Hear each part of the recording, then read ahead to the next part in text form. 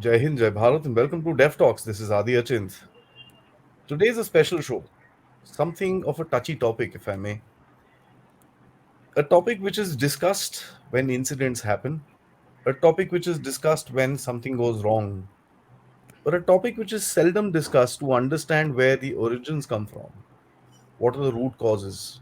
How do we resolve it? Acrimony, recrimination, abusing, all sorts of things go around this particular subject. But then nobody really talks about how to sort it out. We have issues in Kashmir, we have issues building up in Kerala, we have issues building up in West Bengal and many other parts of our country. Not just our country, when we look at France, and now I think by now the cat is out of the bag. We're going to talk about the series, the understanding of radicalization. Where does it come from? And I have two very, very interesting people who are joining me. One is Miss Arshia Malik. I think everybody would know who she is because of her vocalism and her voice within this subject. And second is Mr. Arindam Mukherjee, who's been there with me on another show where I think we were very well appreciated decoding the presence of Pakistan. So, thank you so much, firstly, for both of you to join in. I know this is a subject which people take differently, and a lot of people have covered it, and people cover it differently. I'd like to do it a little differently to make people understand the origins, the factors, and as I said, probably dwell into what the solutions are. So thank you so much for joining in, and I hope we have a great chat. Thank you, Adi, for having me. Thank you. And so let's begin with one simple question. They say that the radicalization comes in cycles, right? And these cycles have been on since, especially the Islamic radicalization. These cycles have been on for a long time, and that's something which is well known, recorded in recorded history. Now, how do we kind of understand from where it was to where it is today? How has this cycle come across? And how is it that we can understand this modern era of radicalization, terrorism, and so on and so forth? So, Arshia, may I request you to kind of give us a little bit of your thought? And Arindam, I would request if we can actually dwell into a certain amount of the historical aspect when we talk about Afghanistan and many other factors that actually brought about the modern era of terrorism. So over to you. Uh, I think Ari is going to underline what I'm going to say because the roots of modern terrorism do come from the 1970s. But since I've been studying the radicalization in Kashmir and how did it come about, which is tied up to the partition of India also, the Kashmir problem starts from 1947. So you keep going back in time to the 1940s, to the 1930s, to the 1920s, and then you don't just see the subcontinental problem, of radicalization. It ties up to the Ottoman Empire. It ties up to Western colonialism of the Middle East, and of course, it keeps going back because the texts trace back to then Aurangzeb's time.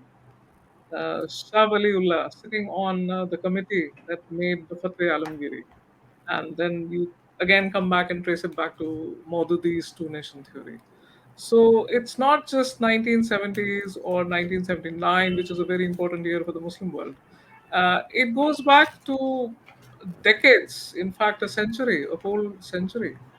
And then again back to Abdul Wahab, and when Saudi was being consolidated into a kingdom, which means it eventually goes back to Islam, the creation of Islam and the scriptures, and the eventual civilization that came out of Islam, because the Fidain are very, very similar to the Hashashins, the assassins of old times.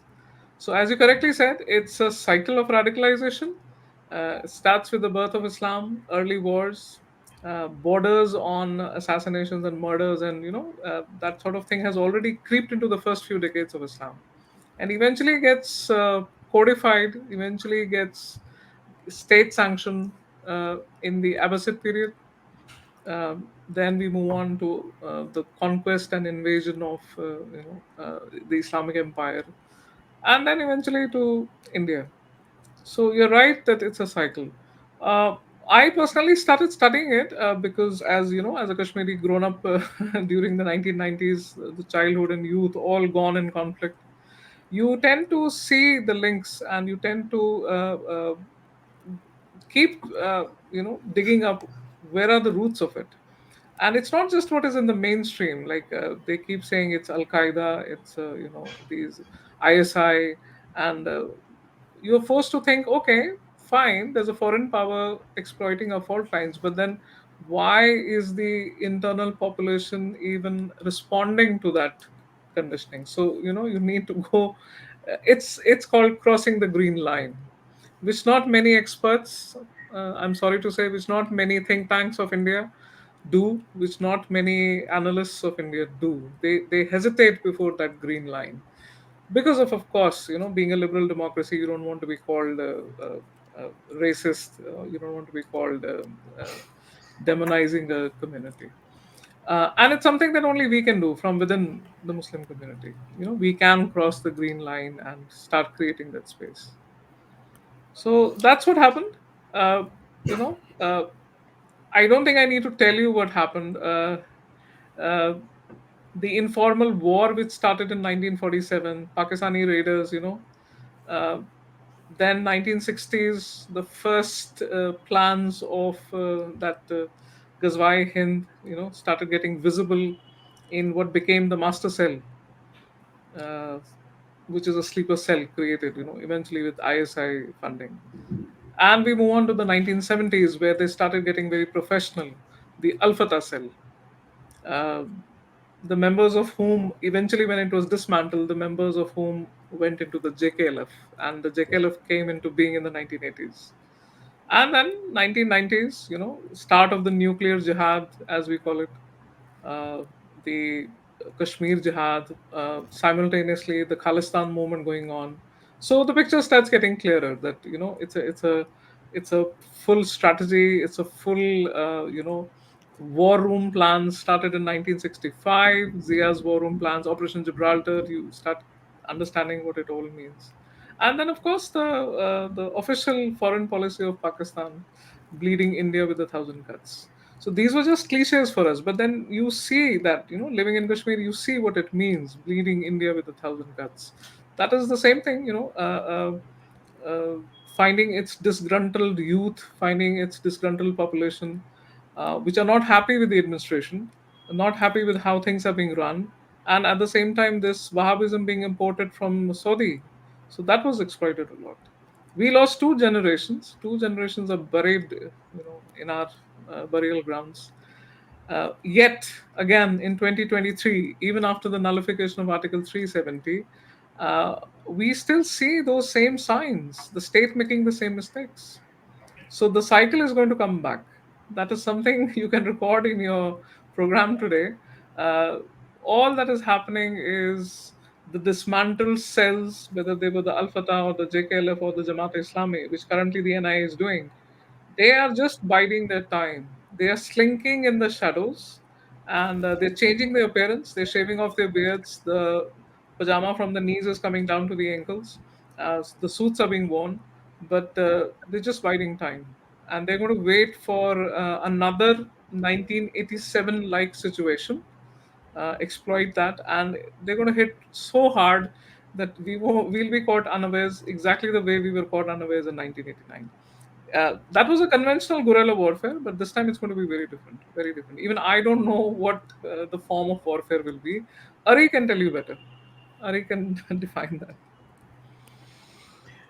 Thanks for that. There are two things, and I'd like Arindam, if you can touch upon these two things. She said that this is a cycle of war, and I'm just going to twist it a little bit.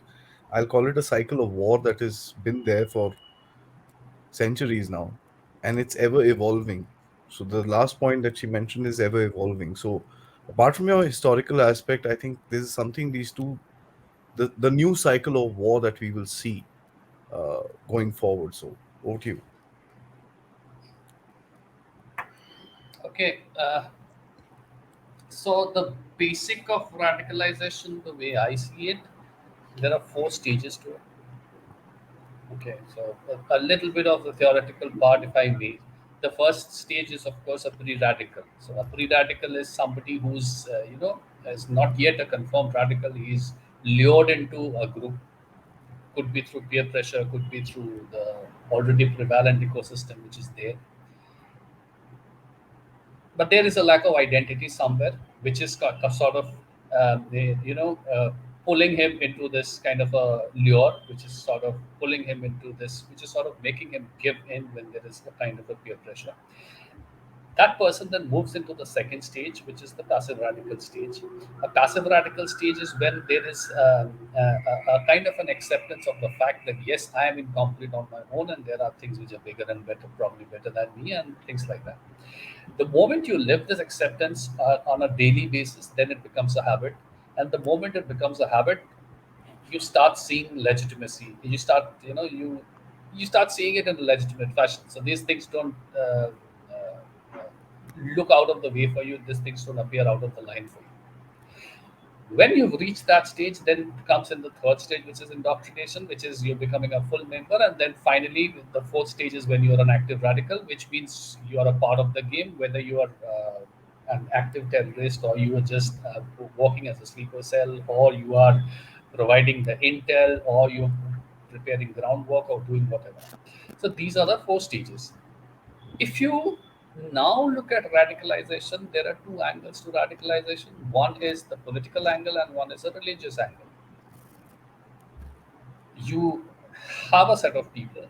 Now, at the base of all these things, at the base of all this, so why, if I happen to be a radical, if I am a radical, or if I'm prone to becoming a radical, there is an underlying mentality, there is an underlying character defect which is there in me, which you'll have to understand.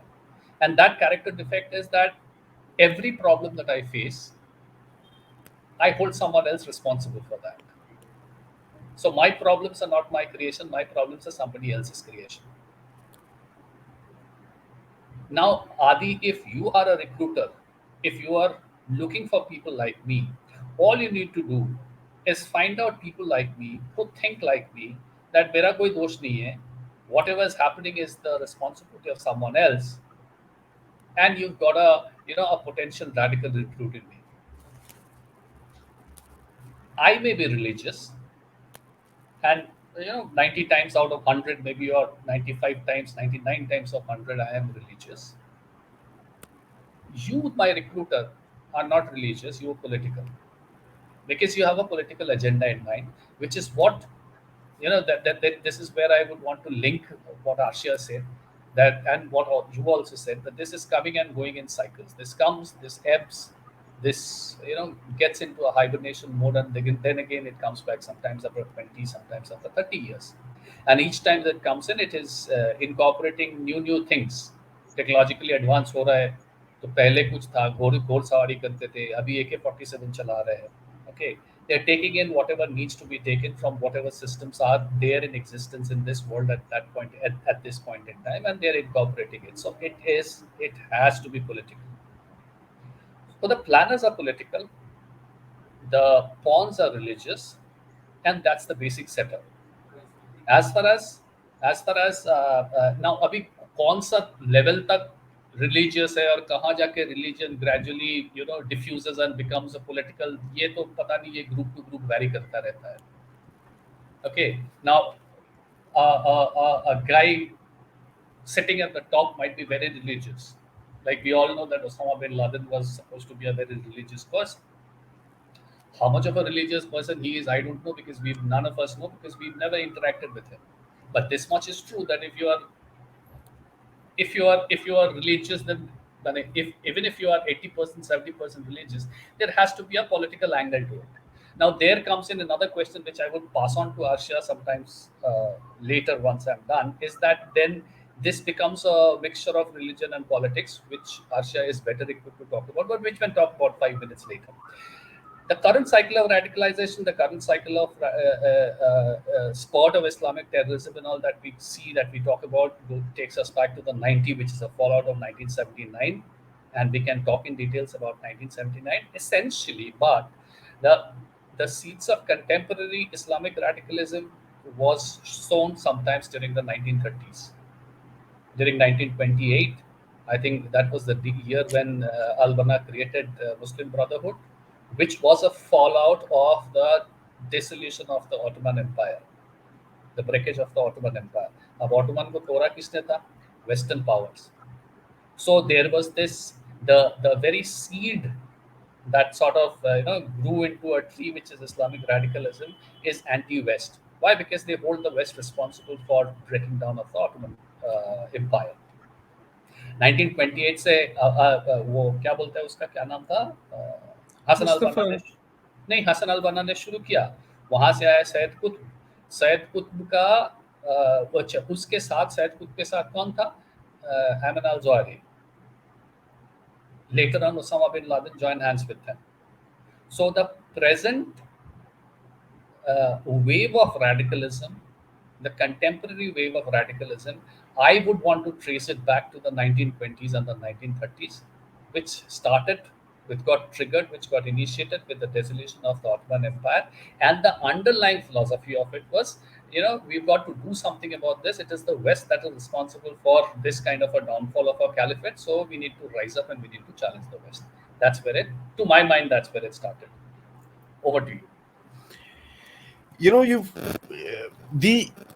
the funda of I think you both brought about some very interesting points, because I believe, if I may just surmise the first part of our discussion, is that the funda of radicalization is not a new phenomenon.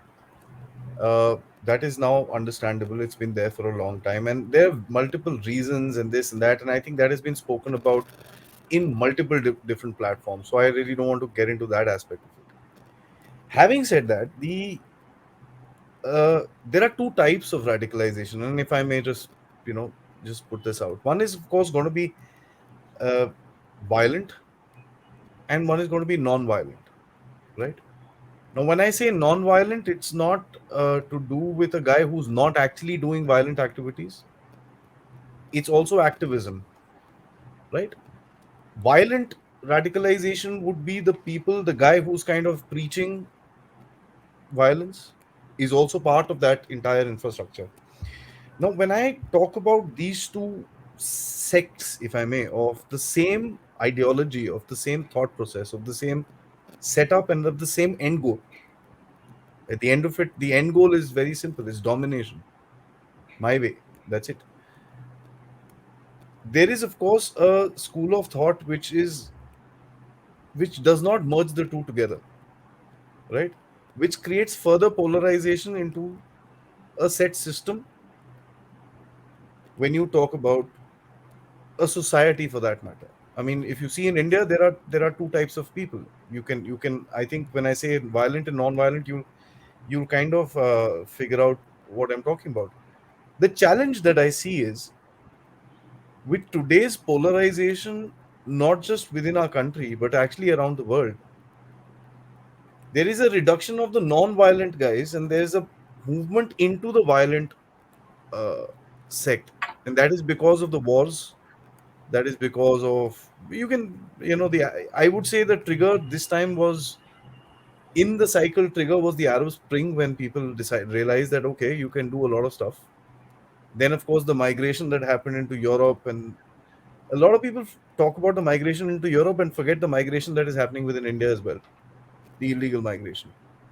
So it's illegal migration, as per it, is non-violent, but it converts into a violent sort of a segment when you see what's happening in the states bordering these regions. How do you kind of put that into perspective? And this is a question I'm asking to both of you. Arshia, of course, I'd like you to start with this, in the perspective of finding out a solution in the long term, because one has to understand the thought process of these two sects and try and, is there a way to push people back from the violence into a just plain simple activism? Is there a way to create a barrier which kind of stops people from going in violent? Because what one has noticed is, it starts as non-violence, or this or that, and because of frustration it goes into the violent tactics. Over to you. When you say that radicalization is of two types, violent and non-violent, violent would obviously be people who pick up arms or people who start waging war against the state, people who are hell bent in anarchy, right? We've seen that, not just 1989, 90, but in the 80s as well, whenever there would be elections or anything. Non-violent radicalism would be something that has always been present in Muslim culture. Uh, it it overlaps conservative attitudes. It overlaps orthodoxy. It overlaps into extremism. Because at the heart of it all is fundamental rights of a person, and Islam as a theology doesn't believe in the individual rights of it's a collective. It always feels that the tribe, the ummah, comes first.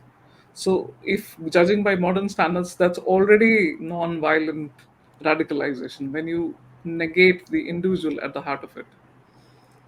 So, Wow. what is Okay. it that you're trying to understand, isn't it? That's when I said you need to cross the green line and see if there is a theology. And I'm not saying ideology, it's a theology which is Theology. negating individual rights and doesn't believe in individual rights. Even a charter that comes up in the OIC, which thinks of itself as an Islamic League of Nations, which thinks itself as a mirror to the United Nations, even their charter doesn't believe in individual rights.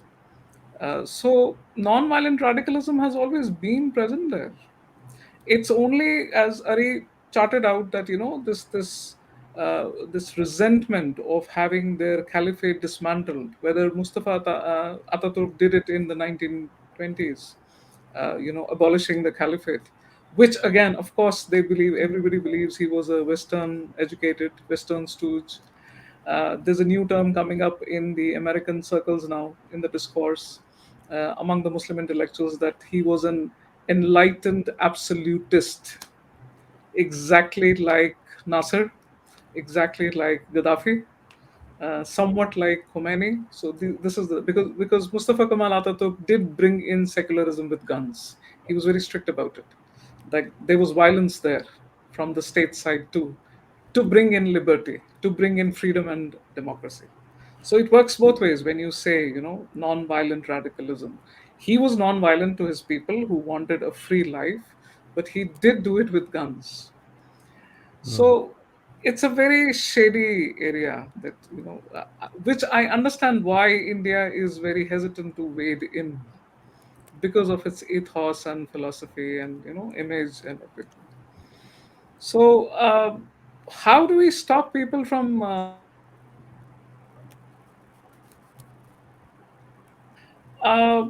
the state will have to be very, very tough on this.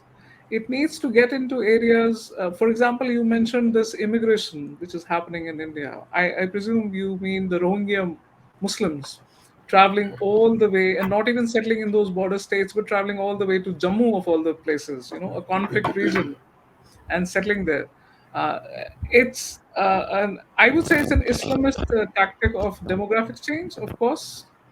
Europe didn't understand the immigration. They were very open armed about it, but they didn't even hear the preachers in the Middle East saying that, go and enrich Europe, and they have done these crusades with us, and now it is our time. So they didn't pay heed to that.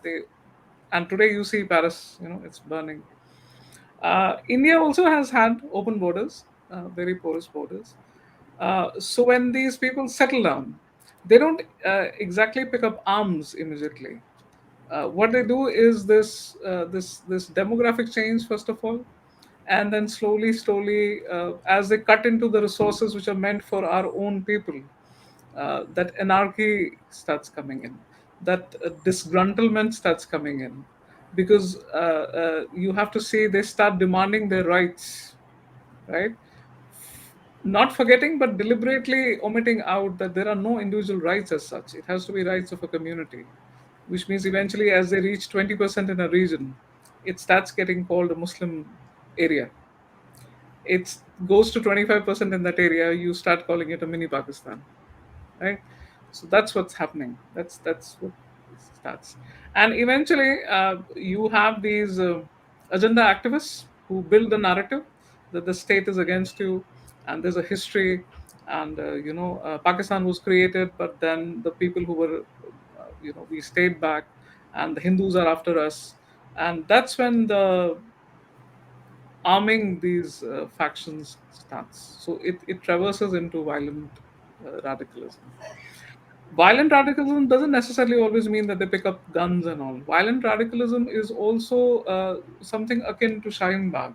You come out on the streets and you oppose each and every decision of the state, accusing them of being against the community. So that's also violent radicalism. They're radicalized. Uh, I am in touch with people who, family members who, their own brothers, their own sisters, standing in Shaheen Bagh, reading the document to them and saying it's not anti-Muslim. Kindly just read it, and they didn't want to. They didn't want to accept the fact that it was not anti-Muslim. So that's violent radicalism also. They're highly radicalized, don't want to listen to any fact or reasoning or figure. So a lot of overlapping happening. But as I said, you have to cross the green line and see that it was always present there. Non-violent radicalism was always present there. It's always a strain starting from 632 AD. That strain is always there. Our first four caliphs, uh, two of them were assassinated, and people forget this Islamic history, that the longest running genocide happening on the planet Earth has been Muslims upon Muslims, starting from the early decades of Islam. This is something people don't, focus on. Yeah, I must, if I may, you've again touched upon an aspect where I would actually equate people like Zakir Naik, who would who's teetering on the borderline, right? He may not induce violence, but the perception that he creates has that result. And that's very interesting to me that you have fringes of this sort who can get by just saying, listen, I'm just quoting what is written. he's just quoting. Remember, he is simply quoting, which means those verses are there, right? Which means you need to acknowledge the fact that the scripture has peaceful as well as violent verses, right? In the capital tomorrow, this sheikh is going to come in and speak to an audience about how the focus should be moderate Islam. If you say or even start defining moderate Islam, you have to accept the fact that a part of Islam is violent and radical. People don't go into that part. They always Hmm. fix, yes, we need peace. It has to be moderate Islam. The scriptures have a lot of peaceful verses, which is correct, which is absolutely correct. But at the same time, you need to also cross over the green line and say an aspect of radical violent verses does exist. And that is where the terror Absolutely. groups take inspiration from. That needs to Absolutely. be said. That's that's implied. Absolutely. But unfortunately, we don't do that Absolutely. for Arindam, decorum purposes and respectability and maintaining the liberal democracy image. We don't do that. absolutely. Absolutely. Arindam, of course, your comments on this, and to add a certain twist of a geopolitical aspect, you have the Saudis today who are uh, an interesting, if I may, example of a change happening in front of us, right? Dubai changed a while ago, and Dubai didn't go into that aspect as much as the Saudis did. Of course, we know the 9/11 and this and that, and the whole kachra that came, the Wahhabism of 1979 and this and that. How do you put that into perspective between the catch of violent and non-violent radicalism? How do they justify the factor that they are going on a different path today? uh, there's this saying, he whoever's got the gold, he makes the rules. So Saudi has the gold, Saudi is making the rules. That's something which you'll have to stick with. And acha, going up, Arsha made a wonderful presentation on the this balance and non-balance part. As far as radicalism is concerned, my 2 cents before I move into the geopolitical aspect and probably a different perspective as well. बस मेरे लिए violence non-violence में कोई फर्क नहीं है as far as radicalism is concerned. If you're a radical, you're a radical.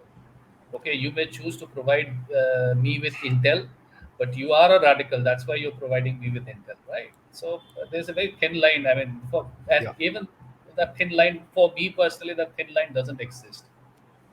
Maybe I'm not fit enough to be a fighter, so I am being a planner.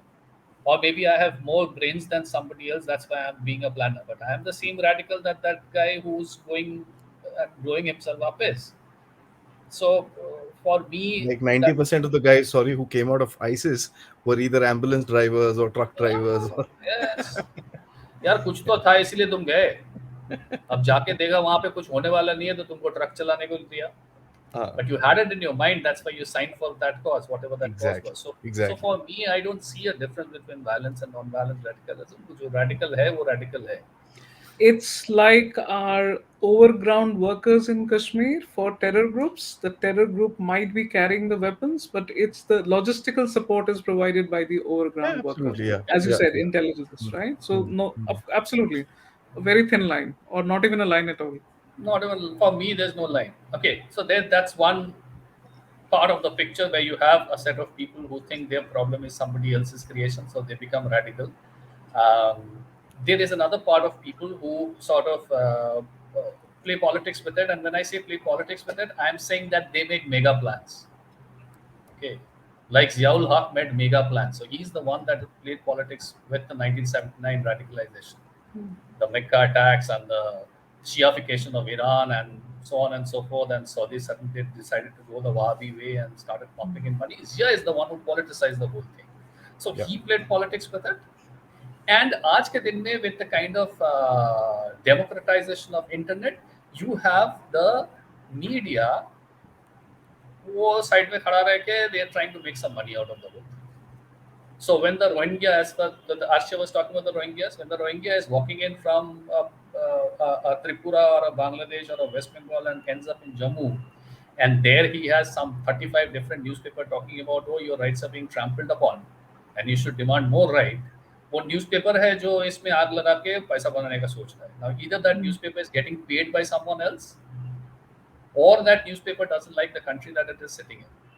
So there are more or less, to me, I see 3-4 categories of people that are coming out. That are making a living out of this radicalism.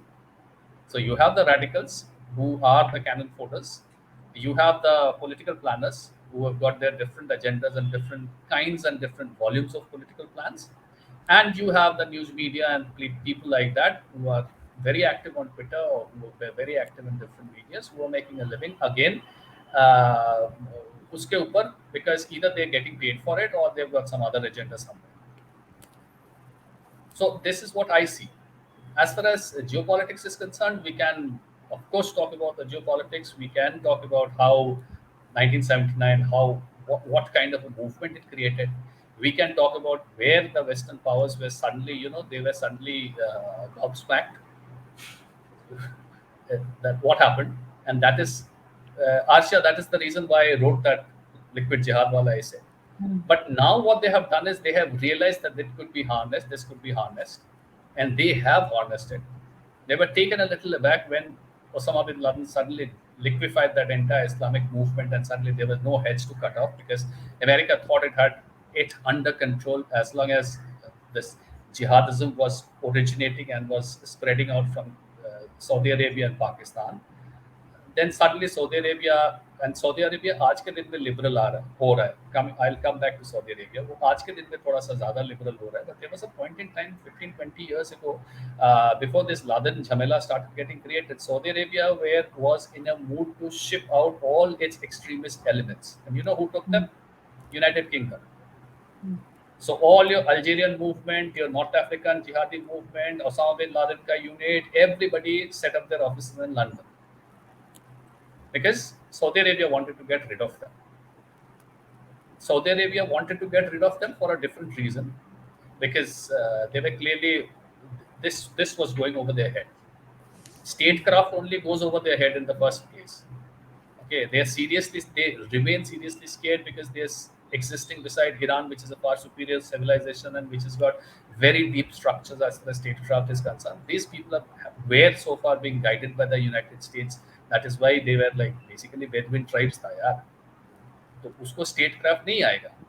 USA was sitting on top, and USA was sitting, हाँ भाई तुमको guide कर देगा, so they were confident. When they saw this terrorism was going above them, then they started shipping these guys out. That's when England took them in, provided them with shelter, helped them set up their offices. Going forward, what Saudi Arabia has done is Saudi Arabia is completely trying to dissociate itself with its earlier avatar. And initially, we were a little. Just one second. I need to add to your point how Please, I please, see please. it, why they were shipping out. It's Please, please. something called competitive extremism, which we see right now happening in Kashmir. The monarchy of Saudi is actually an extremist totalitarian regime. It will not tolerate a competitive extremism like Wahhabism. Till it had it in control, it was okay. Once it started getting over its head, as you said, statecraft may, it started shipping it out. So you can't see the Saudi monarchy as a democracy. It is an extremism in itself, right? Your biggest example is Raif Badawi. He was sentenced for 10 years with lashes and everything. He's been released.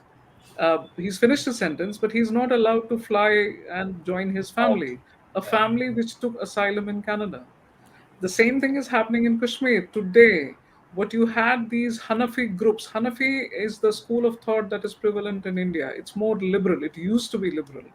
But once it saw that the Jamaat Islami took center stage during the Tehreek, the 90s movement, and then came this Barelvi and Deobandi preachers, coming in eventually in the 2000s, which again radicalized Islamic society more in Kashmir. You have the Hanafi groups, which are very Sufistic, now change. They have no choice. They need, because it's competing. It's a competition of extremism. So that's how I see it. Saudi throwing them out didn't mean that it's becoming liberal. I'm very skeptical of MBS's acts of reforming. I'm very skeptical about that. So why they threw out those Wahhabi groups is because they couldn't afford any competitive extremism. That's how I see it. I may be wrong, but Arif, Okay. you're better. From the point of view of statecraft, Saudi threw them out. What I believe is Saudi threw them out, which you of course right. That it's like flying a fighter jet. Okay, मान लो मुझे basic schooling नहीं है. I haven't gone to the school. I have been made to sit in the cockpit of a fighter jet. And here I have a Aadi who's a jet expert who tells me कि यार तू फिक्र मत कर, I'll teach you how to fly. So when my jet takes the flight, I see there is another person who I'm supposed to be engaging in a duel, and sometimes that person is an Iran, which not only knows probably how to fly a fighter jet, but has got fair amount of understanding of physics, of mathematics, of statics and dynamics, and maybe they have flown and maybe they have driven an automobile, so engine का function भी समझता है, and maybe they have flown a jet plane also before. So that is the situation that Saudi Arabia found itself in. These guys were tribal from the desert region, from the Najd region. They were promised a kingdom. They had no idea in running a state as far as the modern way of running a state is concerned. Here they have been gifted with a nation state, and that too, not just that, they are now the Tekedas of Islam with the Mecca and the Medina. Yeah. They have zero idea, they have zero depth, they have zero knowledge, they have zero background, and they are existing just across the Gulf beside a country which has had I don't know how many hundreds and thousands of years of experience in running a civilization, right from that Persian times. Okay, so they have got very serious competition.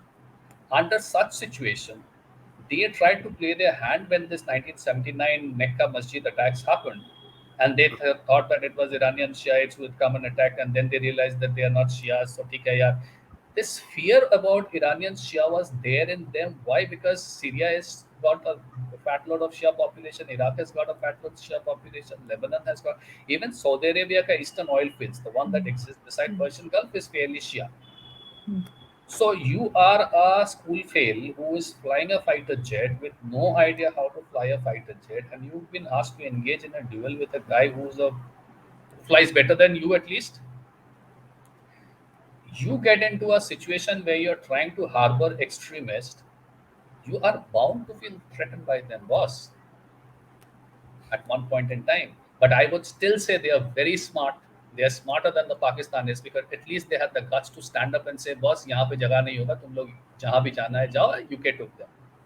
Pakistan still hasn't demonstrated that kind of a guts. 75 years.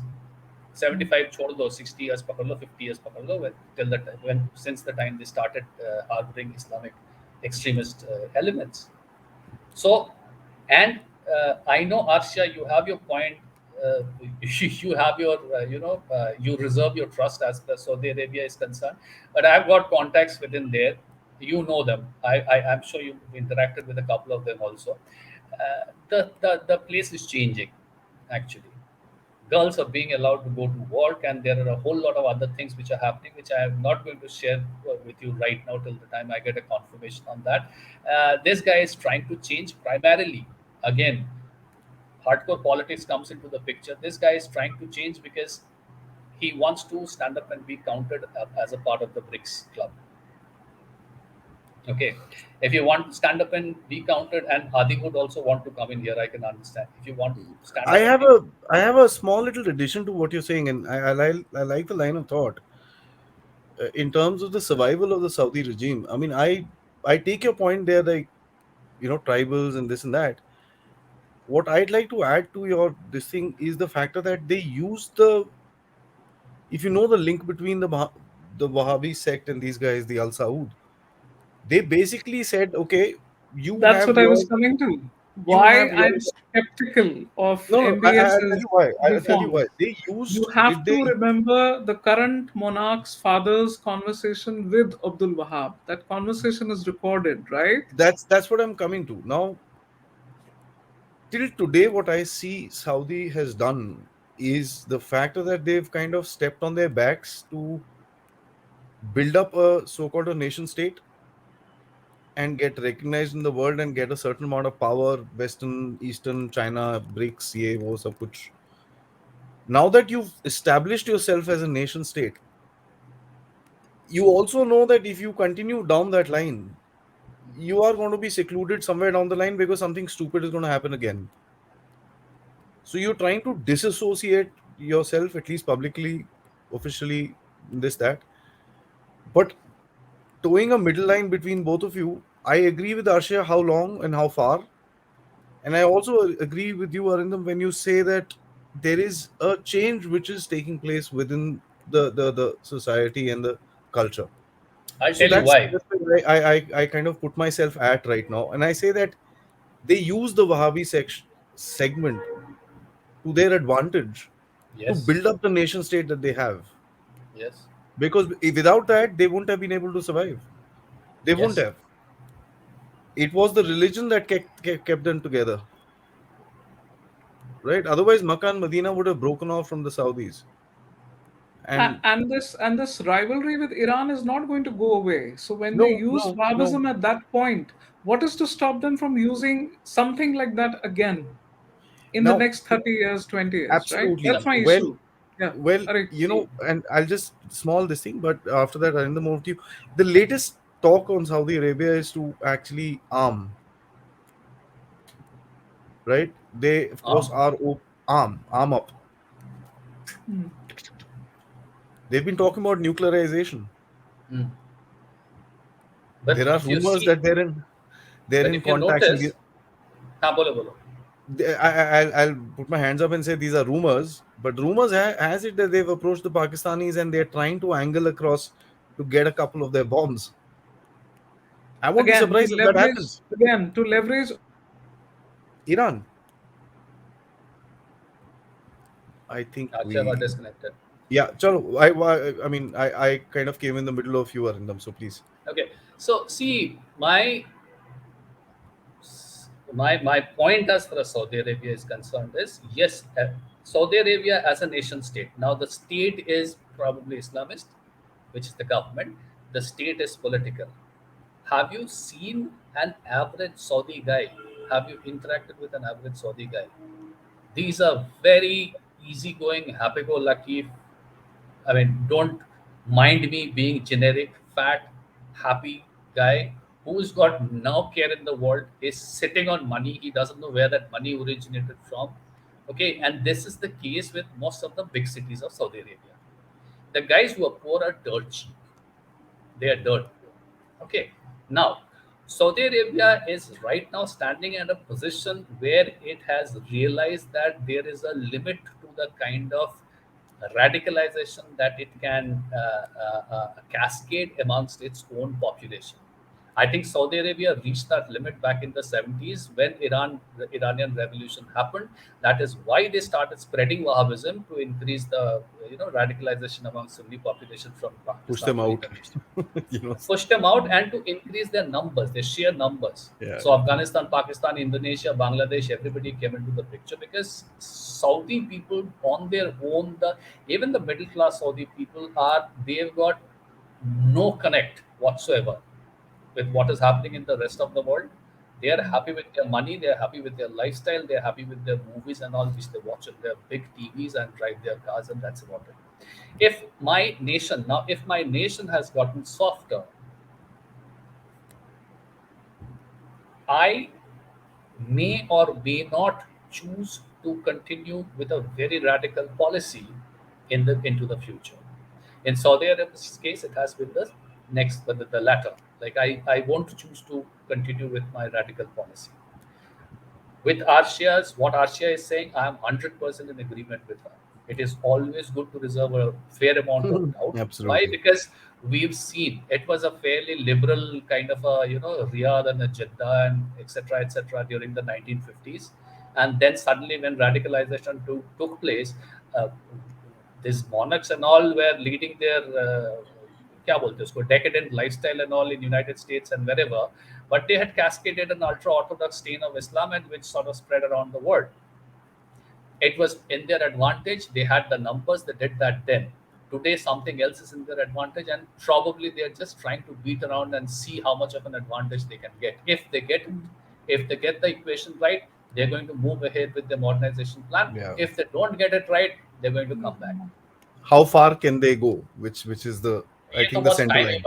Time ही बताएगा. Yeah. So let's come to a very interesting point where I think we've come to a very interesting point where the use of all this stuff was happening. I think we've all three of us agree that there is a problem, right? This problem has also been used, right? And which is what I want to touch upon now. You have the leading powers of the world, and this is something I say with a lot of responsibility, that geopolitical factors like the Soviets in Afghanistan, like the support of good Taliban within Pakistan. I mean, Fail to understand what that is.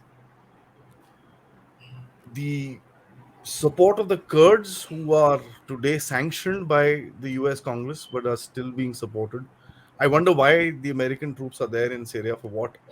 I mean, either the weather is too good, or the food is too good, or the wine and the women. I have no idea, but they're The still oil there. is too cheap. They're stealing it. Yeah, come on, यार ऐसे नहीं बोलते यार, एकदम खुले में नहीं बोलते अच्छा सब अच्छा चीजें. अच्छा sorry. I stand corrected. It's the good weather that they are there. Assad is probably serving them some nice biryani or whatever it is. Syria has wonderful cuisine. Yeah, Syrian fantastic cuisine stuff. is Fantastic excellent. stuff. So coming back to this thing, the use of this ideology, if you see what happened with the Rohingyas, right? A lot of people say it was spontaneous. I refuse to believe it. Right? What was spontaneous? The movement, the sudden movement of this thing, and the sudden amalgamation of these guys in the majorest cities of India. Why? Suddenly, अच्छा, और कोई मिला नहीं तुमको, यहीं पे घुस गए. Exactly. ठीक है.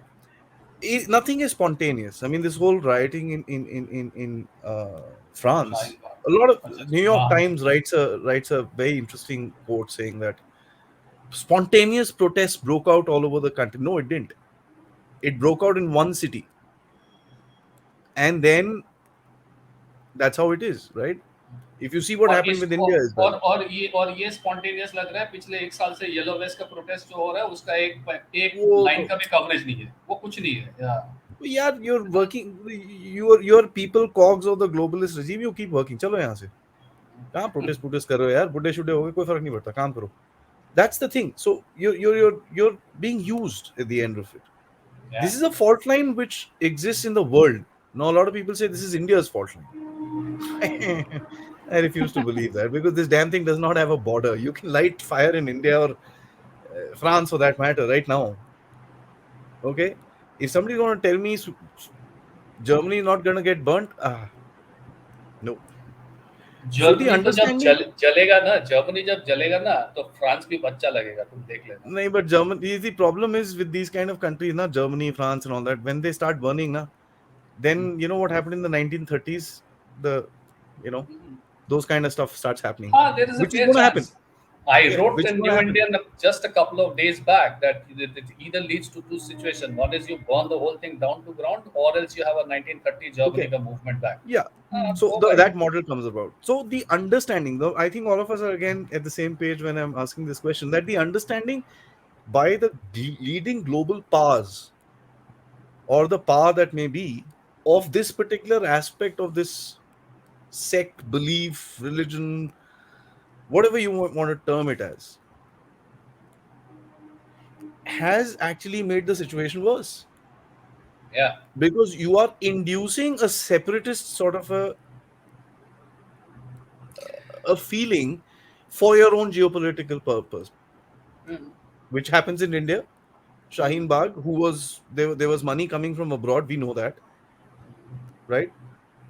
Tractors suddenly appear in 2611 and 26 January, and I wonder where those tractors went. यार यहाँ पर I poor things, where एक Karnataka, those poor chaps are बड़ी बुलोएंगे यार, भेज दो यार दो चार ट्रैक्टर यहाँ भेज दो, कहीं तो पड़े होंगे. They suddenly उसको appear and they disappear after that.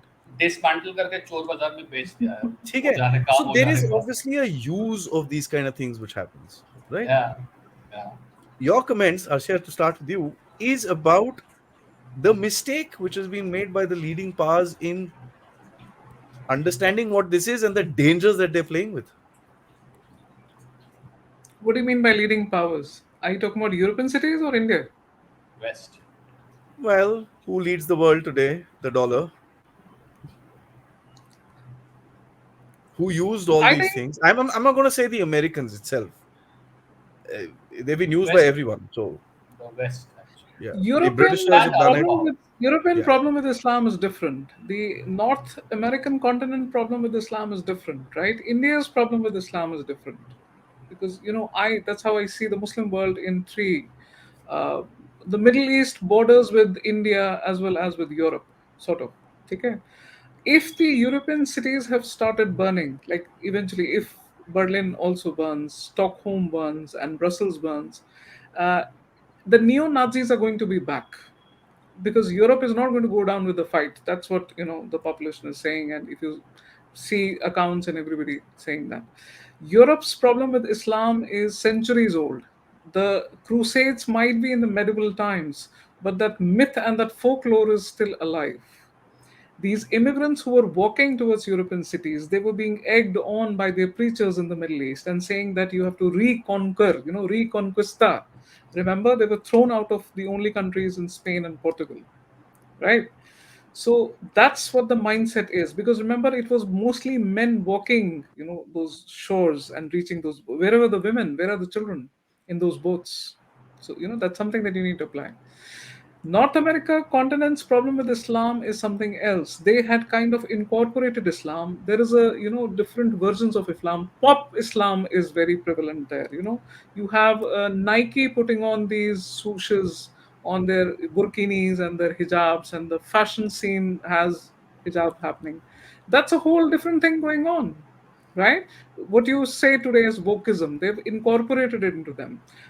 It's a kind of a danda thing also going on, that you cross this radical line like September 11th, we are not going to tolerate, but you can do anything else in between. Like I said, non-violent extremism is also violent extremism. They accommodate that. Unka wo chalta hai. Okay? India's problem with this kind of Islam is that you have already had your whole land sliced into two. You had territories given away by Pakistan. Aksai Chin is a third Kashmir that it's already given. You haven't been able to do anything about it. Secondly, this whole population, which is your largest minority population, which is roughly 20 to 25 crores, which is 174 million people, the spokespersons of them, not the entire population, they're spokespersons. They're holding you hostage. They can bring you down to their knees using the Middle Eastern countries like Saudi and Qatar and Iran when something like a Nupur Sharma incident happens. A Mhm. very, very small incident on television.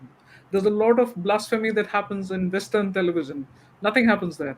But in India, it was a show of, it was a display of the might that we do control your scene. Otherwise there's going to be writing and everything. Okay. So you have to take these three regions in a different way. And what the powers to be that you say, I am more concerned with the Indian government. They should start learning from how the right is being controlled in the European cities, the rise of populist governments, the rise of the right. Neo-Nazi groups are not very, the state keeps them in check, but they're not banned altogether because it's very tuned to their ethnic identity. In America also they're allowed to operate, this white supremacists, they're allowed to operate because that's the First Amendment and everything. But they're kind of also a reserve in place in case hell breaks loose there. There are open declarations by white supremacists that if something like this happens in our cities, we are not going to go down fighting. So only in India do you see the ruling class, the ruling party also hesitating to address this problem, right? So a certain kind of model will have to be adopted. They will have to study these societies where they have kept the radical elements in check, where the nationalism, supersedes ethnic identity, religious identity, linguistic identity. So I the was powers more. to be have I to was cross that green line, as I keep saying. They need to cross that green line if they want to come up with a solution. largely I agree with you, but when you say keep in check, I take it as that they've been redirected. See, what did you do with the PFI? You banned it. It keeps coming back. It was the Yeah. Indian Mujahideen Pele. It was a Simi. You have PFI. It's just changing colors. It may bide its time for a while. It will come back politically as well. It will merge into other violent parties. But it is always going to be there, right? So what are you again? The non-violent radicalism will keep spreading. It may not get violent, which means no arms or bombs being used, but that non-violent radicalism will always be there, which means you're stopping 174 million Muslims from assimilating completely into the national ethos. Yeah. The same is for Kashmir. You can't say it's solved because, again, they're biding time. They will change appearances. They will blend into the crowd. What do you have today? Hybrid terrorism, right? That's the new thing. That's the new problem for the forces, right? So you'll have to cross that green line. You'll have to grow a spine, and you'll have to do something that the Israelis do, or what the Russians do, or a little bit of I don't want to bring the Chinese model in, but something like China does, really, really s- grow a Hard. spine and step up. Fair enough. We'll take that as the last question, of course. Arindam, your thoughts? My thoughts is that the West, US has been utilizing it the way it sees fit. 1928, they were surprised with the rise of Muslim Brotherhood. They soon used it against the Egyptian government. Okay, they are USA is again there is one aspect of it here, which is that USA is physically secluded. Today, 1 crore Muslims can walk into Europe. Today, 2 crore Muslims can walk into India. Today, nobody would walk into USA just like that. Okay, you've Well, got two oceans. So the biggest advantage of United States is it is physically isolated at one corner of the world, and the rest of the world's problem is here. So what Arshia says India has to do, or what Arshia says China has to do, what Arshia says Europe has to do, is all I have put that problem in your backyard. Now you deal with it. So Arshia is dealing with the problem. आ गया, अभी क्या करें? The thing is, I have put the problem in your backyard. Why? Because I can. So when I saw the Muslim Brotherhood rise up in Egypt, I very nicely sort of incorporated their anti-West and made it into an anti-Egyptian. Why? Because Egypt was actually showing stains of nationalism, nationalization of Suez Canal, etc., etc. कोई भी देश में whenever there is this question of not taking the west line and following your own nationalistic ideology, तो जय यार हिंद। उसको खत्म करो, तो वो शाहीन बाग हो या वो कुछ भी हो. So that जय is हिंद what has करो। happened. Yeah. And they have, that's what I said, that when, and they had it under control. They created this enemy in communism. Well, that was an even fight, and I wouldn't say they created an enemy. The world was divided in two blocks. You had a Iron Curtain, blah blah blah. 1990, that curtain disappears. Soviet Union doesn't exist. Unipolar world. अरे पिछले 45 साल से इतना जो defence के नाम पे, CIA के नाम पे, DOD के नाम पे इतना जो पैसा लिया था, तो वो खत्म हो जा रहा है. You have to create an enemy. There was the need to create an enemy. They created Islam with the idea that was Islam is easy to control. Why? Because Islam originates from या तो Saudi Arabia या तो Pakistan. Saudi Arabia why because Saudi Arabia से वहाबिज्म चालू हुआ, सलाफिज्म. Pakistan why because बाकी पाकिस्तान से तो जब जा रहे हैं ना, बोस्निया जा रहा है, इंडिया आ रहा है, कश्मीर जा रहा है, सब वहीं से आ रहा है. So these are about two places we can control. And उस मतलब उल्टा तो we can control it probably better than Soviet Union because there was still an aspect of unknown as far as Soviet Union was concerned. We had to send spies etc to understand what these guys were doing. अपन तो यहाँ पे मेरा दोस्त बैठा है, तो Saudi monarch is my दोस्त, Pakistan president is my दोस्त, तो सब दोस्तों के बीच हो गया. तो इट्स लाइक वो क्या बोलते हैं ना, got a match fix match fix हो गया. The problem happened when this Laden took over and the idea of terrorism sort of liquefied and fell all spill over. But these guys were smart. These guys realized that okay, if going forward, if this is now a condition of if this is now a preset condition for existence, we have to live with terrorism. How best can we harness this?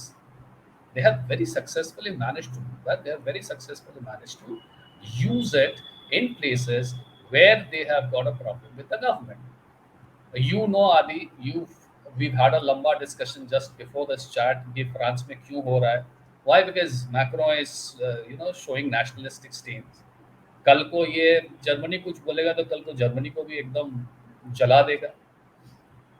Okay. And the clearest example is Sweden में क्यों नहीं हो रहा? Exactly. Because वो लोग है अभी NATO के साथ. उसको चाहिए ना. हाँ, मतलब वही है कि नेटो बनने के उधर तो टर्की ना बोलना, that's a different thing. But yeah, even if they are not NATO, they are a part of European Union. They are a part of that Western Europe clique, right? Why is it not happening in Britain? Britain has got more number of radical Muslims than France has. और Adoptions. France में तो अभी गया यार 10 साल गया. Britain में तो पता नहीं 50 60 70 साल से है. They are deep rooted. नहीं, फ्रांस में तो यार they're a bit radical on their own. They want to create Charlie Hebdo and invite the problem home as well. I'm not saying they shouldn't or should. That's a different discussion altogether. But the reality is that's what they did, which invited a lot of मैं बोल रहा हूँ कि France में you've seen France में rioting and all happening on the streets. What I am saying is if this kind of a subversive movement were to take place in United Kingdom, वो पूरा province अलग कर लेगा. They are not going to stop at burning a few shops. Mark my words. They are going to create an enclave and they are going to take it away. And there is nothing the UK government can do. Short of sending bombers and all, which they won't be allowed, of course. So the problem is that they have used it. They have been using it since the 1930s. They have used it in 1930. They have used it in 1970s and 80s. They have used it in 2000. They are still using it. Or abhi to, as I said, abhi to it's a kind of a familiar sort of existence. Like 20 years, 30 years back, terrorism क्या होता है किसी को नहीं मालूम था. आज के दिन में तो terrorism has become like your bread and butter. So we have all learned to live with it. We are all familiar with it. We have all sort of kind of accepted as a part of our political and social landscape. तो इससे अच्छा existence हो ही क्या सकता है West के लिए? It's a thumbnail acceptance. Yeah. So they are very happy. He was France से लेके ऑस्ट्रेलिया तक और इंडिया से लेके रशिया तक everybody accepts terrorism as a part of their daily existence, तो लगा दो कुछ, इधर उधर आग क्या लगा दो, फर्क पड़ता है? क्या फर्क एग्जैक्टली। पड़ता now, The yeah, revenge please, please, of please. geography, right? The है? revenge of yes, geography. Yes, partially But the you know, revenge of geography. the Robert problem Kaplan, is the revenge Americans of have geography. now, Americans are going to shortly realize that these buggers are soon enough going to discover the route in Mexico. तो America तो That खुद गया ना, that उसका route. वो इधर Islamism मार रहा है दूसरों को, उसका वोकिज्म मार रहा है नहीं दूसरों नहीं, को. वहाँ क्या है, वो अभी पंजाबी ज्यादा पाइनियर्स ना, तो पंजाबी हमेशा सबसे आगे होता है हर चीज में। वो पंजाबी भी पाइनियर है, वो सडनली इट रेल अच्छा वहां से रास्ता है, मैं भी जाता हाँ, हूँ। तो हाँ, don't worry, it will happen. The you know, Hillary Clinton said this: if you keep snakes in your backyard, they're going to come and bite you. हाँ. So this is going to happen. Of course, Bin Laden was a big bite, and it's going to happen more. Let's talk about, you know, the last part of this particular very interesting talk. I must commend both of you to, you know, we've kept it very strategic and at a very larger discussion level, which I don't know, you guys would have been part of more of such discussions, but I haven't seen this level of a discussion. So my commendations to both of you Thank you. for this. And I think we there are loads of aspects that we can cover, and I think we should cover going forward at this strategic level. uh, as you said, there are models of dealing with it, right? There is a evolving Indian model. I'll put it at that point. Mistakes, no mistakes, this, that, all that good, fair enough. There is the Russian model, right? Which has the Chechens today literally bleeding their guts out for Russia, fighting in Ukraine. There's the Akhmat battalion, they've got many other, you know, issues. The Russian language is more or less accepted in all the Central Asian states. Nobody has any issues there. The Russians are still the big daddy there. The Chinese may fund the money, but the Russians hold the security. You have the Israeli model, which is a very, very hard model. You could say that it's gone through two cycles of terrorism, but somewhere they are successful, somewhere there are gaps, and somewhere even moderate people or even Israeli supporters would say, "यार थोड़ा ज़्यादा कर रहे हो, इधर पे मत करो, ऐसे मत करो." All those stuff will happen. Then you've got the Chinese model, which is, I mean, God only knows what is their model, but we see the satellite photographs. So that's all I would say. We've heard testimonies of people coming out of those camps. They're heartbreaking. I've actually spoken to the Prime Minister in exile of East Turkestan. I saw that video. Yeah. Yeah, so he gave very heartbreaking stories of that. And I had an offline chat with him, which was even more heartbreaking because he says nobody listens to us. My people are getting killed and nobody cares. Just no one cares. If there is one person, something happens anywhere in the Western world, everybody stands up in arms. Here, I am sitting in the West and just nobody cares. Everybody's bothered about Taiwan, Tibet. Hello. So the guy was very, very emotional, and he didn't know how to. He didn't want to say this in on the record, but you know, this is what he and another person I spoke to from their government was mentioning this. So you got that model, which is black hat crazy, if I may, you know. So what do you think should be the ideal model? It should be a combination of all these, or is there a alternative model where a collective sort of a judgment or a collective um, correction could happen? But I'm going to counteract my own question to say that how can you come to that particular place when you have people using this particular thing as a geopolitical weapon? So your comments on these models, and of course the future, when you see, when you know that these guys are also going to be used in the future. So are we going to live with this damn thing for the next? Arindam, you want to go first? Okay. Yeah. See,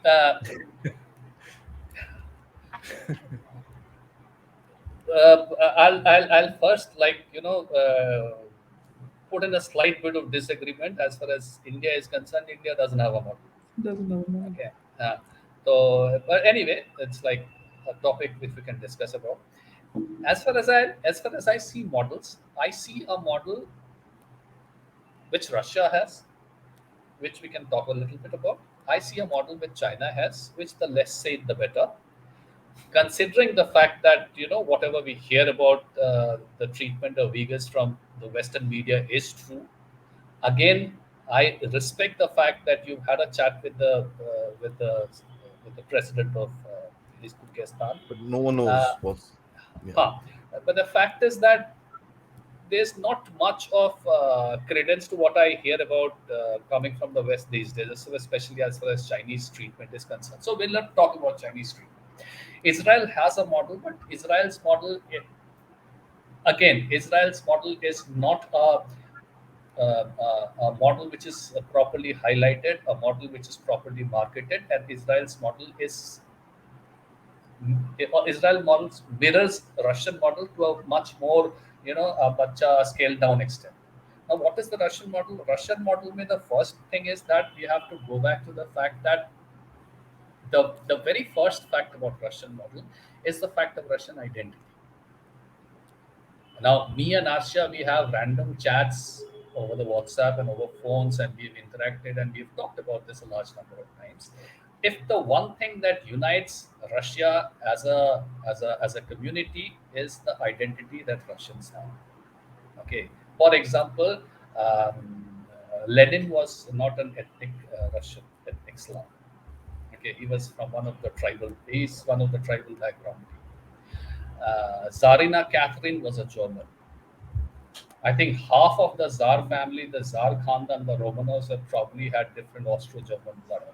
One of the most successful Russian generals in Central Asia during the Great Game, Konstantin Kaufman, was an Austro-German. Okay, then you had this guy, Shevardnadze, who's I think from Georgia. You had Lenin, you had Stalin, who's from Georgia. You have a whole lot of other people who were from different. Brezhnev, I think, was from Ukraine or somebody. You had a Ukrainian premier also, as far as Soviet Union is Khrushchev. concerned. Khrushchev, yeah. Uh, Today you have a Khabib who's a Chechen and Dagestani. Today you have a Ramzan Kadyrov who's a Chechen. But all these places, across these people, across communities, whatever you see, wherever you go, these people identify themselves as Russian. So that there is a very intense sense of Russianness, Russianhood amongst these people, which is, I don't know how you build it. Probably there are people who are better qualified than me who can talk about how to build that sense of identity, which I believe today there is this sudden Indic surge, Indic identity build up like chal raha hai. But then that I don't know how much of success it has had in terms of finding acceptance. So that's one as far as the very first thing about Russian model is concerned. The second point in Russian model is when USSR came into the being, which was flat suppression, flat suppression. So I may choose to be violent with you. I may choose not to be violent with you. But as long as you listen to me, I'm fine. Which was the Stalin mode of conduct, Stalin code of conduct, and especially in the Central Asian region, wherein they identified very early on because of their conquest as far as Khiva and Bukhara and Samarkand and all were concerned. Russians got to understand and got to interact with Islam as a religion and as a political entity very closely from very close quarters. So they had their strategies in place when the 20th century hit in and when the Bolsheviks came into power. And what they did was they suppressed the entire thing. So they were only permissible stains of Islam that could survive. And that was so organic, that went on to such a level that आज के दिन में भी Uzbekistan बोलो या Turkmenistan बोलो या वहाँ पे कोई भी अगर radical preacher आता है and he starts preaching in a neighborhood mosque, the imam of the mosque goes and complains to the police. There's no coercion. Nobody is watching him. Nobody has put a gun on his head and told him that, yeah, beta koi aayega to mujhe aake bolna. You need to register all the foreign speakers. Nobody has done that. He goes on his own accord and he informs the authorities that here we have a radical preacher. So that's something which needs to be studied. How Soviet Union managed to do that. And there are good side to it, there are bad side to it. If you follow an Ahmed Rashid, he would say, "Oh my God, it was life in hell."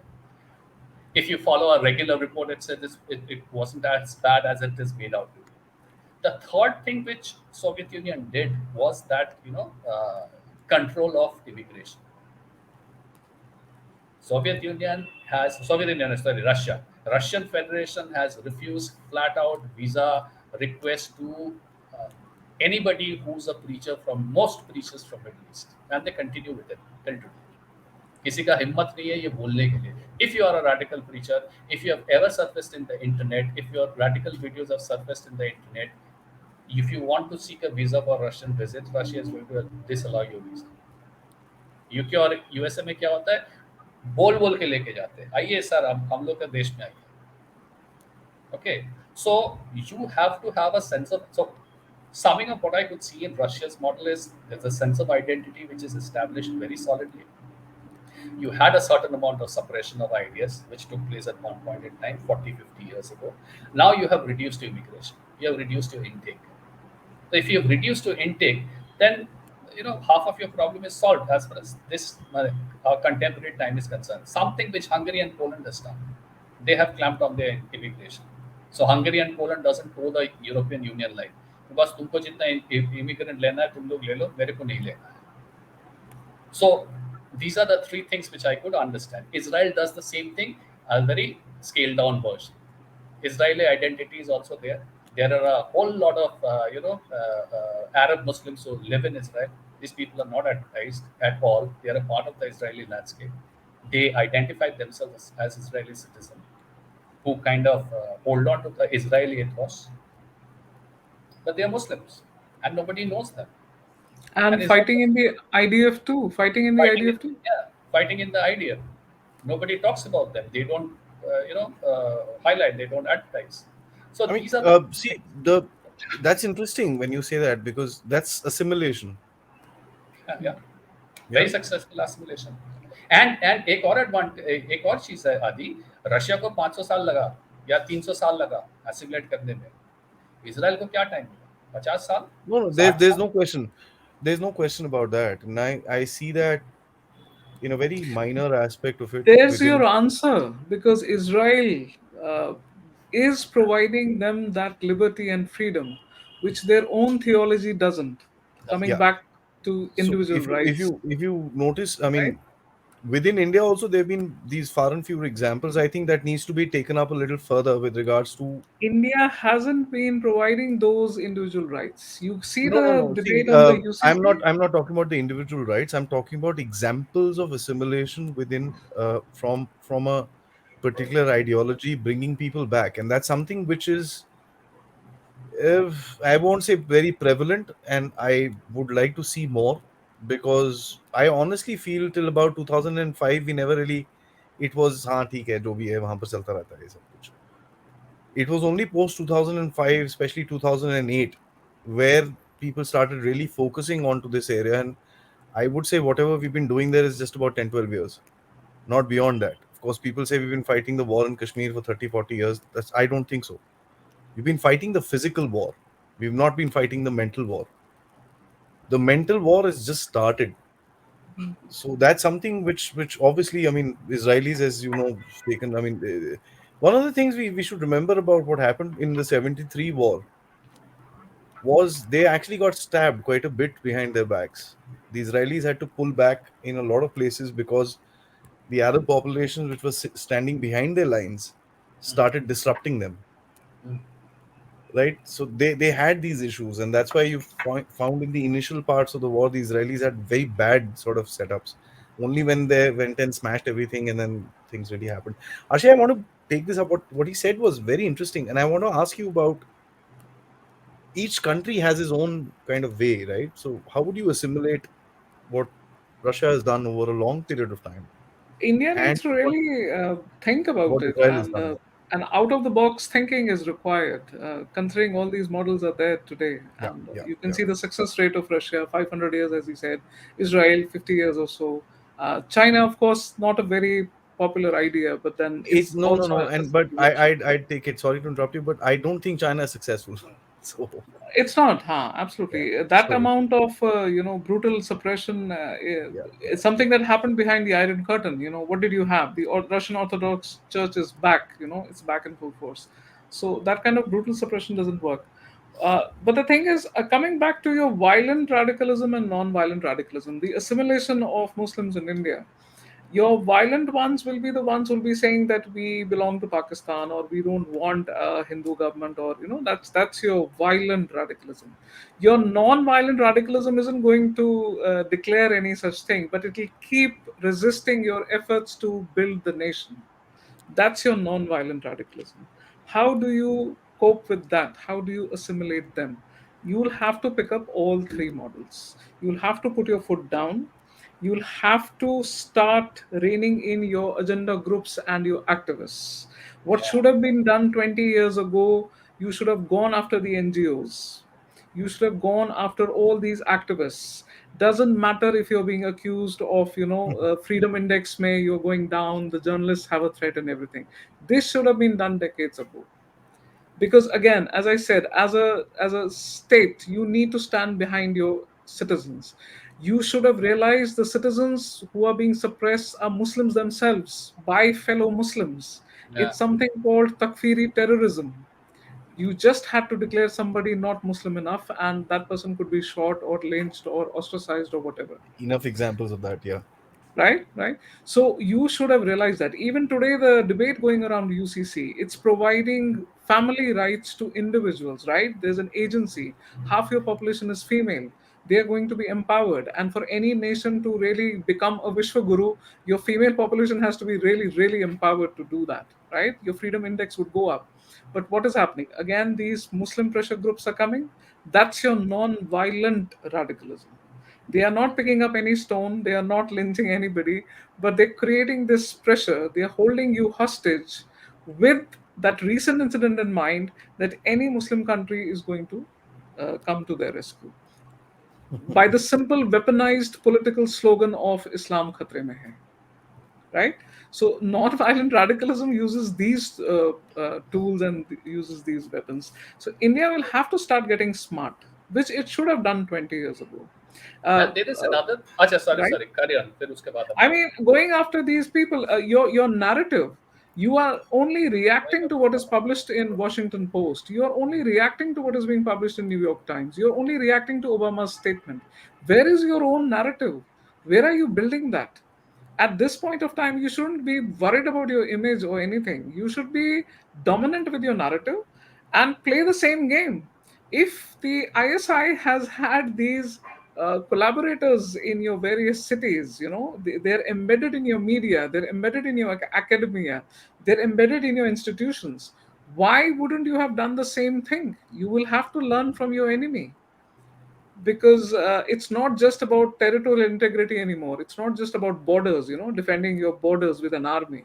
It's about the inside institutions, which is And what being, have you? And what have you done with these people after getting to know their identity? Not just I putting mean, in, unless there was putting a in. Twitter storm against Atish Tasir, unless there was, you didn't revoke his OIC until there was a Twitter storm. I mean, why would you See, only react? Why wouldn't you think yeah, ahead? yeah. Yeah, Hari. What I was saying is what I got reminded by that Vikram Sood paragraph where he says that the government doesn't have a national narrative as far as media is concerned. I mean, there in United States, you have a Washington Post and a New York Times fighting with each other, fighting with this government, that government, Democrat, Republic. But when it comes to them presenting that idea of America, of United States, they are unanimous. यहाँ पे आप देखो तो ये कोई wire एक तरफ जा रहा है तो दूसरा कोई दूसरी तरफ जा रहा है तो तीसरा कोई तीसरी तरफ जा रहा है. Well, Why do not we get? not necessarily unanimous. Yeah, I mean, there are They stark are, differences. and they are actively working. I mean, the idea is very clear. They might not like a particular government or they might not like a particular person. तो उसके लिए हम तो पूरा देश को जला डालेंगे अगर जरूरत पड़ा तो. Where is your national narrative? You don't have one. Where is the That's government's, true. you know, where is the government's sort of how shall I put it? Carrot and stick में stick कहाँ है? कि भाई तू national narrative पे stick नहीं कर रहा है तो तेरे ऊपर डंडा चढ़ाएंगे, डंडा मारेंगे. Because we don't have a national narrative, that is why we get so agitated and reactive when somebody like a Rana Ayub writes a hit piece in Washington, whatever, wherever she writes. क्यों? क्योंकि आपने पास कुछ है नहीं. अपने पास तो अपना validation के लिए कुछ है नहीं. We have to look at a New York Times and a Washington Post to seek validation. And when that validation doesn't come and somebody else is writing some shit about us, we, oh my God, ये क्या लिख दिया, गलत मेरे को लेके. That is It's the the reason why we reaction. are, yeah, and that is the reason why we are not being able to suppress the agitation or the subversion, or call it whatever you're, the non-state subversion. Those who are trying to monopolize the state violence. उसको मैं कुछ नहीं कर पा रहा हूँ. Why? Because I am dying for Washington Post's validation. If I do something, यहाँ पे वो लोग validate नहीं करेंगे मुझे, फिर For मेरा क्या? example, PM Modi just went to the United States, so we can safely say that there's a good kind of relations happening with the US. Now the US is sending a diplomat in a few days who's going to She's judge reached. our religious freedom. She's पहुंचो. already here. Can the government dare to just not allow? Can it take that step? It should. Yeah, we What is did what actually. is at best going to happen? This No, Uzay somebody is going to come. She happens to be born in Bihar, India, but she's been living in the United States for a long time. So, what is stopping the government from simply saying, no, you're not allowed in the country? We don't care what image you portray, but you're not absolutely. I mean, just take a step and then see what happens and then start building the narrative. And it sends a message across. It sends a message across to the world that, we know how to take care of our internal problems. It sends a message inside as well that the government is not going to bow down anymore because it the has bent down. It bent yeah, yeah. down in Kashmir. Remember the Dullah doctrine, Yeah, flushing money that was bending yeah. down, The absolutely laying problem is down, that the problem right? is that the And problem you is were that bending down during the Nupur Sharma incident. You bent down before Qatar and Saudi and Iran. They actually the problem practically is that bent you down to the knees and they showed you that we can, they did that. the issue So which I'd like to kind of close the subject with, and I think you brought about very interesting points. But the narrative I absolutely agree with, and I think I've done a very interesting discussion with somebody on my channel, Ms. General Nayan, where we spoke about the fact that the origin of India was Bharat. We went from being Bharat to Hindustan, right? And then the journey went on to become India. And we need to now close the circle and bring it back to Bharat. And when I say Bharat, a lot of people, and I don't really care when people say, oh, you're Hindu supremacist, and I bolte raho hai, because I know it's all propaganda. It's about the factor that the inclusion, the value of inclusion, the value of assimilation in Bharat back in the day was much higher than we actually look at the Russian model, the Chinese, or not the Chinese, but the Russian or the Israeli model. The assimilation of various people who came into the country in those days, for that time when it was, I would say till let's say about 1200, it was actually Bharat, was much better. So I think there are lessons that need to be learned and a narrative that needs to be created with regards to this. Uh, I'd And like to also tactically please. tactically speaking, just one moment of interruption. Tactically speaking, अगर तुम मतलब you, why do you need another reason why you need a narrative is, देखो यार, एक तो model तो बनाना है if you have to deal in radicalization. So whatever model you make, you would have those 2,000 people from the Western media they're trying to who would be criticizing you. You would have Correct. these Indian stooges of the Western media trying to criticize you. Only if you have your own narrative can you counter that. तो Yeah, उसके लिए भी बनाना जरूरी है. That was my yeah. point. Now the factor that I see today in this tumultuous changing world, uh, India also must look at taking advantage of where it stands and exert a certain amount of geopolitical heft. As Asha, you brought up that you have to take steps and say, "Bugger off! I'm not doing this." I have to. Minister Jaishankar did that with one of the Congress ladies, and I believe there's been a quite a bad hit back with regards to uh, this democracy rating and this and that. Doesn't matter. How does it How does It it affect us? needs matter? How Yeah. does it affect us? it needs to be a little more overt rather than India. You know, the problem with India is we don't like to speak, and the problem with Pakistan, just as a this thing is they speak too much. They speak with So a I gun guess pointed on they their own took head. away a lot of इसमें our. इसमें एक चीज याद है आदि. You've got a big platform. You've got so many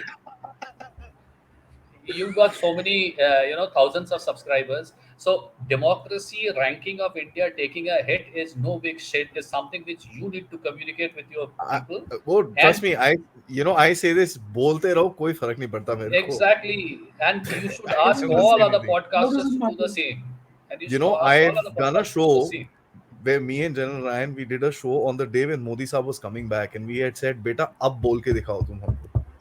Now we will show you. And it's a very arrogant show that we both did, and we planned it like that because we knew that we're going to get a lot of bloody eyeballs from the West because everybody. And we said, "Karo, let's see." But there's also another factor to it where I see a very nasty trick coming in the way, and which is what I want to kind of close this discussion on is that. And I'm just taking from both of you what you built up, and very interesting points that you brought up is that one, there is no assimilation which we see in France, we see in Europe, and this and that all over the place. And I'm quite positive we will see it in North America as well. With not probably with Islam, we're going to see it with Khalistan and other stuff, which is going to explode over there. And I think it's going to, because at the end of it, somewhere down the line, somebody's going to say stop, and there you go, the internal fight starts. It's that one little match. What India, I think, Arshia, I'm going to take this from you. That Arshia, the factor that you need to build up a combined narrative and a combined action plan, looking at what the Russians and the Israelis have done, and I think Arindam, you also brought this out with regards to the assimilation of the Arabs within uh, the mainstream Israeli game. Is a success story. There's no question about it, and we need to understand that. We have a few one odd here and there examples of a militant converted to an army officer, and as a matter of fact, died in the line of battle, earning one of the highest gallantry awards in the country. He's an Ashok Chakra. Uh, so there are far and few examples, and I think those guys need to be highlighted. Those guys need to be brought out. They need to be made public figures. The whole talk about यार ऐसा नहीं है, ऐसा भी है. Because when you give an alternate, at the moment there is no alternate, and that's the reason why I didn't want to have this discussion into tactical issues. Because if there is a person who's on the center line, when he listens to that hardline issue where you're criticizing, cribbing, abusing, he gets teetered onto the other side. But I hope, and this is my prayer, that when they watch a discussion like this, they will try and say, okay, these guys are trying to, without being abusive, without being, facetious, they've said something. Let me think about it. I'd really like to thank you because this is a very touchy topic to keeping it in this particular format. And I think it's a brilliant discussion where people are going to really love watching a very, very bird's eye view of this problem. So I thank you so much. It's a really an honor talking to both of you on this subject. And I wish Thank we you can actually for have having a us. follow up on this wherein we try and talk about what should be our National narrative. one national narrative and what should be our policy towards this. What should we do? You'll have to cross the green line. You'll have to Absolutely. So let's cross let's the let's talk green about line. let's talk about we in the next thing that we can plan. Let's talk about what that could be and where we could get some sort of a semblance of reality rather than the rhetoric and the narrative that is thrown around from all over the place. So thank you so much for joining in, and I'm sure the viewers are going to have a lovely time watching this. My Thank you. regards to both of you, and see you next time. Jai Hind. Thank you. Thank you. Sir ji, you're on mute, so Jai Hind to bol do. Thank you, Adi. Thank you, Arshia, Jay, and Jai all of Hind. you. Sorry, चलो I मैं was अभी just I was unmute just कर लूँ. getting across. Thank you Yeah, so much. Thank you so much. thanks. I'm deeply grateful.